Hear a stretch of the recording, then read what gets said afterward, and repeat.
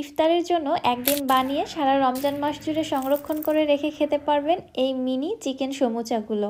এই সমুচাগুলো দেখতে যেমন কিউট, খেতেও কিন্তু ভারী মজা। আসসালামু আলাইকুম everyone, welcome back to my channel. শুধু ইফতারেই না, যে কোনো সময় বিকেলের স্ন্যাক্স অথবা বাচ্চাদের টিফিনের জন্য এইভাবে আপনারা মিনি চিকেন সমুচাগুলো বানিয়ে ফ্রোজেন করে রেখে দিতে পারেন। যে কোনো সময় ভেজে সার্ভ করতে পারবেন অথবা বাচ্চাদের টিফিনে দিতে পারবেন। একই ভিডিওতে আমি আপনাদের ফ্রোজেন পদ্ধতিও দেখিয়ে দিব। সো রমজানের ইফতার, বিকেলের নাস্তা বা চায়ের আড্ডা অথবা বাচ্চাদের টিফিন নিয়ে কিন্তু আর কোনো চিন্তাই থেকে গেল না। চলুন তাহলে রেসিপিটি দেখে আসি। বিসমিল্লাহ।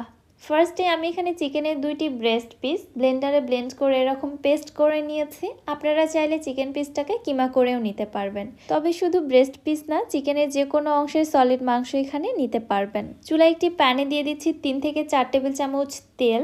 এর মধ্যে দিয়ে দিচ্ছি প্রায় হাফ কাপ পরিমাণে পেঁয়াজ কুচি। তেলের সঙ্গে পেঁয়াজটাকে কিছুক্ষণ ভেজে নিচ্ছি সফট হয়ে আসা পর্যন্ত। পেঁয়াজটা যখন কিছুটা সফট হয়ে এসেছে, দিয়ে দিচ্ছি 1.5 টেবিল চামচ রসুন কুচি। রসুনটাকে মিহি চপ করে নিয়েছি। এইবার রসুনটাকেও কিছুক্ষণ ভেজে নিচ্ছি, রসুনের কাঁচা স্মেলটা দূর হয়ে সুন্দর একটা রোস্টেড ফ্লেভার আসা পর্যন্ত।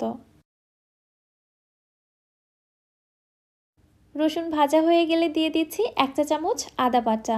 এবার আদা বাটাটাও এগুলোর সঙ্গে কিছুক্ষণ ভেজে নিচ্ছি, আদা বাটার কাঁচা স্মেলটাও চলে যাওয়া পর্যন্ত। সব কিছু ভালোভাবে ভেজে নেওয়ার পর দিয়ে দিচ্ছি হাফ চা চামচ জিরার গুঁড়া, 1/4 টিস্পুন হলুদের গুঁড়া। হলুদের গুঁড়াটা এখানে জাস্ট কালারের জন্য ব্যবহার করা হয়েছে, আপনারা চাইলে হলুদের গুঁড়াটা স্কিপ করতে পারেন। আবারও নেড়েচেড়ে সব কিছু ভালোভাবে মিশিয়ে নিচ্ছি। মেশানো হয়ে গেলে দিয়ে দিচ্ছি কিমা করে বা পেস্ট করে রাখা মুরগির মাংসটা। এবারে নেড়েচেড়ে চিকেনটাকেও খুব ভালোভাবে ভেজে নিচ্ছি। এই অবস্থায় দেখতে পাচ্ছেন চিকেনটা কিন্তু দলা বেঁধে রয়েছে, তবে এই ক্ষেত্রে ভয় পাবার কোনো কিছুই নেই। এভাবে নেড়েচেড়ে নিতে নিতে বা স্প্যাচুলার সাহায্যে একটু এইভাবে খুঁচিয়ে খুঁচিয়ে দিব, তাহলে চিকেনটা একদম ঝুরঝুরে হয়ে যাবে। আর আপনারা যদি চিকেনটাকে কিমা করে নেন তাহলে আর এই প্রবলেমটা ফেস করতে হবে না, সরাসরি চিকেনগুলো এরকম ঝুরঝুরে থাকবে। কিছুক্ষণ চিকেনটাকে খুব ভালোভাবে ভেজে নিয়েছি। এবার এর মধ্যে দিয়ে দিচ্ছি 3 থেকে 4টি কাঁচামরিচ কুচি।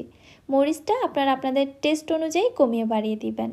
হাফ চা চামচ দিয়ে দিচ্ছি লবণ। লবণটা অবশ্যই স্বাদ বুঝে দিবেন। পরবর্তীতে অবশ্যই টেস্ট করে দেখবেন, যদি লবণ প্রয়োজন হয় তাহলে অ্যাড করে দিতে পারেন। সব কিছু ভালোভাবে নেড়েচেড়ে মিশিয়ে নেওয়ার পর এবার এর মধ্যে দিয়ে দিচ্ছি 1 চা চামচ চাট মশলা এবং হাফ চা চামচ কালো গোলমরিচের গুঁড়া। আবারও সব কিছু ভালোভাবে নেড়েচেড়ে খুব ভালোভাবে মিশিয়ে নিচ্ছি। চুলার হিট মিডিয়াম টু লোয়ের মাঝামাঝি রেখেছি। আর আমরা সবাই জানি চিকেন সেদ্ধ হতে খুব একটা বেশি সময় লাগে না। সো চিকেন কিন্তু অলরেডি সেদ্ধ হয়ে গেছে। পুরটা চুলা থেকে নামানোর ঠিক আগ মুহূর্তে দিয়ে দিচ্ছি প্রায় হাফ কাপের মতো ধনেপাতা কুচি। ধনেপাতা কুচিটা খুব ভালোভাবে মিশিয়ে নিয়ে পুরটা আমি চুলা থেকে নামিয়ে ফেলবো, কারণ চিকেন সিদ্ধ হয়ে গেছে, এটা আর বেশি জাল করার কোনো প্রয়োজন নেই। আমি চুলা থেকে নামিয়ে এক সাইডে রেখে দিচ্ছি ঠান্ডা হওয়ার জন্য। এইদিকে সমুচা তৈরি করার জন্য আমি বাজার থেকে কেনা ফিলো পেস্ট্রি শিট অথবা সমুচা শিট নিয়েছি। ঘরে যে খুব সহজেই এই সমুচা বা পেস্ট্রি শিট তৈরি করে নেওয়া যায়, সেই রেসিপি অলরেডি আমি আপলোড করে দিয়েছি, আপনারা চাইলে দেখে নিতে পারেন। আমি এখানে বেশ কয়েকটি পেস্ট্রি শিট একসঙ্গেই নিয়েছি। এগুলোকে কিন্তু আমি ছাড়িয়ে নিইনি, আলাদা করে পরবর্তীতে ছাড়িয়ে নিব। তার আগে পেস্ট্রি শিটগুলোকে আমি সমান 4 ভাগে কেটে নিচ্ছি। যেহেতু আমি আজকে একদম মিনি চিকেন সমুচা তৈরি করব, এজন্য পেস্ট্রি শিটগুলোকে এরকম লম্বা এবং চিকন করে কেটে নিচ্ছি। আর আপনারা যদি সমুচাগুলোকে বড় করে তৈরি করতে চান, সেই ক্ষেত্রে শিটগুলোকে বড় করে কেটে নেবেন। একটি শিটকে ওই ক্ষেত্রে 3 ভাগ করে কেটে নেওয়া যেতে পারে, তবে সেটা ডিপেন্ড করবে শিটগুলো কতটা বড়। এনিওয়ে, আমি এখানে শিটগুলো সমান 4 ভাগে ভাগ করে কেটে নিয়েছি। এবার এই শিটগুলো থেকে আমি পেস্ট্রি শিটগুলোকে একে একে আলাদা করে নিব, তবে সবগুলোকে একেবারে উঠিয়ে ফেলবো না, এরকম একটি করে শিট উঠাবো এবং সমুচাগুলো তৈরি করে নিব। এছাড়া শিটগুলোকে যদি আমরা একটি একটি করে আলাদা করে উঠিয়ে রাখি, ওই ক্ষেত্রে এগুলো কিন্তু একদম ড্রাই হয়ে অনেকটা শুকিয়ে করকরে হয়ে যায়। ওই ক্ষেত্রে পেস্ট্রি শিট দিয়ে আর কোনো কিছু তৈরি করা পসিবল হয় না। এখানে আমি অন্য একটি বাটিতে 2 টেবিল চামচ ময়দা এবং 1 টেবিল চামচ পানি দিয়ে একটি ঘন ব্যাটার তৈরি করে নিচ্ছি। ঠিক এরকমটা হবে, একদম আঠার মতো ঘন হবে। এটাকে এক সাইডে রেখে আমি আপনাদের সমুচা তৈরি করে দেখাচ্ছি। ফার্স্টে একটি শিট নিয়েছি, শিটটাকে আমি এইভাবে ভাঁজ করে নিচ্ছি। প্রথমে কিভাবে ভাঁজ করছি আপনারা একটু দেখে লক্ষ্য করুন, তাহলেই বুঝতে পারবেন। এবার ঠিক এইখানে আমি ময়দার মিশ্রণটা লাগিয়ে দিলাম। এবার শিটটাকে আবারও ঠিক এইভাবে ভাঁজ করে নিচ্ছি। আপনারা চোখে দেখলেই বুঝতে পারবেন এটা আসলে বলে বোঝানো কঠিন। এরপরে দেখুন ঠিক এই বরাবর একটা পকেটের মতো তৈরি হয়েছে বা পানির খিলি যেটাই বলেন না কেন, ঠিক এই অংশে পুর ভরিয়ে দিতে হবে। পরিমাণ মতো পুর দিয়ে আমি সমুচাটাকে আবার এইভাবে ফোল্ড করে নিচ্ছি। আমি কিভাবে করছি আপনারা জাস্ট একটু মনোযোগ দিয়ে দেখুন, তাহলেই পেরে যাবেন। লাস্টে যে অংশটা বের হয়েছে না, এইখানে আবারও ময়দার গ্লু লাগিয়ে দিয়ে এইভাবে সিল করে দিব। ব্যাস, আমার একটি সমুচা তৈরি হয়ে গেল। কত ইজি তৈরি করা, আর এগুলো দেখতেও কিন্তু অনেক বেশি কিউট।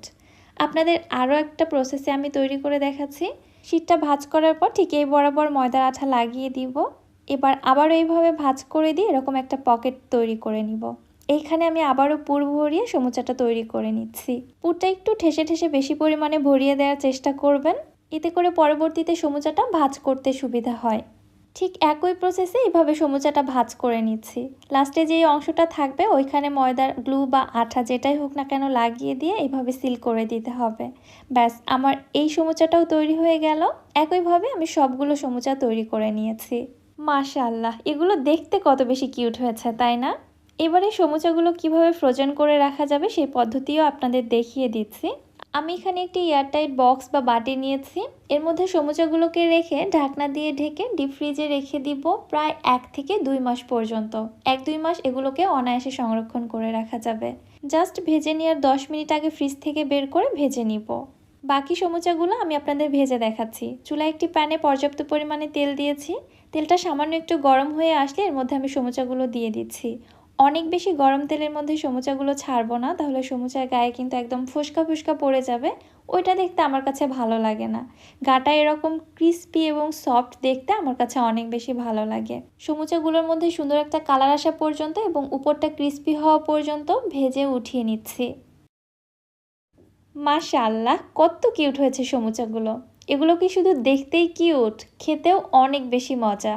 বিশেষ করে বাচ্চারা এই সমুচাগুলো অনেক বেশি পছন্দ করে। রমজান মাসে ইফতারে যদি বাচ্চাদের এইভাবে সমুচা বানিয়ে দেওয়া যায় তারা কিন্তু অনেক বেশি খুশি হবে। এছাড়াও আপনারা বাচ্চাদের টিফিনেও দিতে পারেন, বাচ্চাদের টিফিন বক্স একদম খালি চলে আসবে। শুধু বাচ্চারা কেন, এই সমুচাটা আমারও অনেক বেশি ফেভারিট। যারা ঝাল বা ক্রিস্পি কিছু খেতে পছন্দ করে তাদের কাছে তো একদম দুর্দান্ত লাগবে। রেসিপিটি আপনার কাছে কেমন লাগলো অবশ্যই আমাকে কমেন্ট করে জানাবেন। ভিডিও ভালো লাগলে যারা আমার ইউটিউব চ্যানেল থেকে ভিডিওটি দেখছেন চ্যানেলটি সাবস্ক্রাইব করে দিবেন, এবং যারা ফেসবুক পেজ থেকে দেখছেন পেজটিতে একটি ফলো দিয়ে দিবেন। সো আজকে আর বেশি কথা বাড়াচ্ছি না, আজকের মতো এখানেই বিদায় নিচ্ছি। সবাই ভালো থাকবেন, সুস্থ থাকবেন। আল্লাহ হাফেজ।